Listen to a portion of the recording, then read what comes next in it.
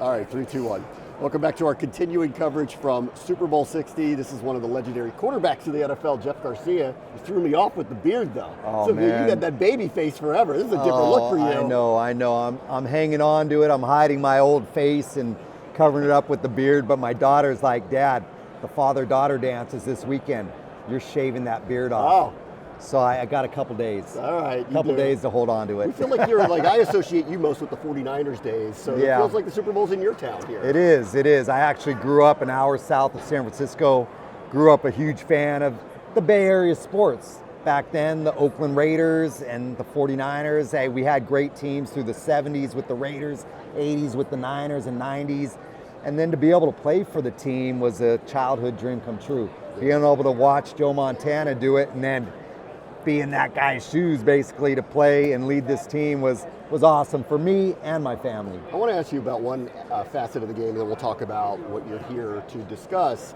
I wonder how you kind of relate to Sam Darnold and a path that he has had where he was a very high draft pick, but he's bounced around the league and all of a sudden he's really found himself the last couple of years. Absolutely. Through maturity, through experience, he's found himself as the quarterback that he needs to be for the team.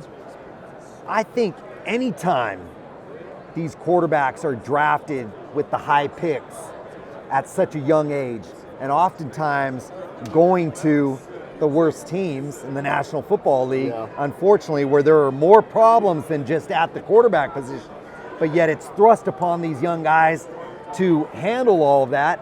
They're not ready. Yeah. They're not ready for that. And Darnold going to the Jets was a tough situation for him. That was a lot anointed on him in the biggest marketplace in the country. And the critical mentality that he felt right away when there wasn't success immediately, that can kill a guy. Fortunately for him, after Carolina, the stop in San Francisco, I think helped him in so many ways not to be the guy. To be able to watch Brock Purdy, to learn from Kyle Shanahan, to understand how to run a system, how to run an offense, then go to Minnesota and actually apply it under another good offensive coach and have success, and then that just carry on in Seattle where you have a great team around you. It's not on you to make every play. Allow your teammates to help you, and that's what he's doing. When did it click for you? How long into your career did it take for you? I mean, I came a different route. I wasn't drafted. I went to Canada and played for 5 years in the Canadian Football League. So I had some experience on the field, some maturity that took place there.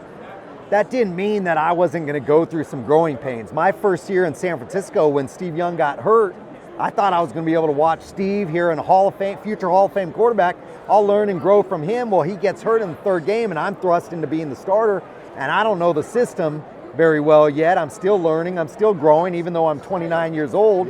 I had some struggles, and that team had struggles. That team had gotten old and needed to be refurbished, so to speak, turned over a little bit. My second year is when it started to fall into place as far as my decision making was concerned. How I ran the offense, how I understood the offense, how I executed things, and how we created success on the field. Then my third year is when we went back to the playoffs. And, I went through a 3-year span of Pro Bowls, setting records for the Niners, all those things. So, I mean, the learning curve wasn't long.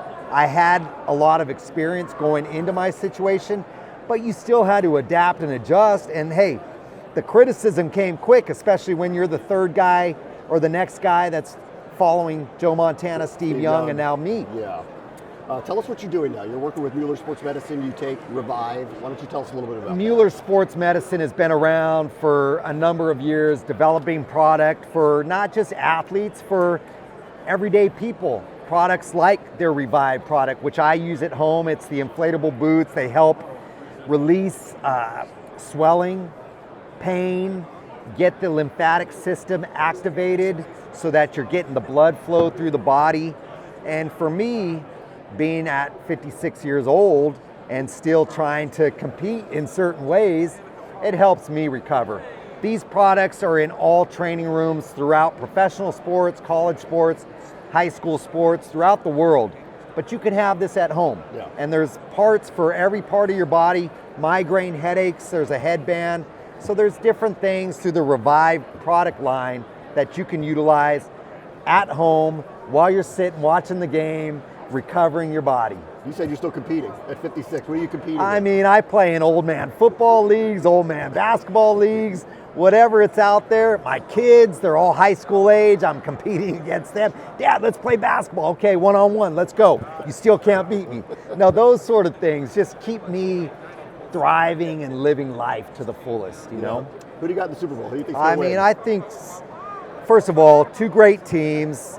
What a turnaround New England has had in getting a new head coach, following a guy like that, a second-year quarterback, and they're back to like the old New England Patriots, playing just solid, mistake-free football, good in all aspects of the game. But Seattle has had a tremendous year. Darnold has looked incredible. He's got great weapons around him. He's got a great little running game going on, great offensive line, and then their defense. They can get pressure on the quarterback without having to fabricate pressure. They're solid in the defensive backfield. They're good at special teams. I think it's going to be a great game. I'm leaning towards Seattle. Yeah, I'm leaning that way too. I thought Marshawn Lynch, bring him back for one game, give him the ball on the 1 yard line, a redemption play, and let's go. Why not? Zach Charbonnet got hurt. Why not? They need. I mean, that right, exactly. Jeff, it's a pleasure having you on. Thank you so much. Thank you. Great to see you. Appreciate it.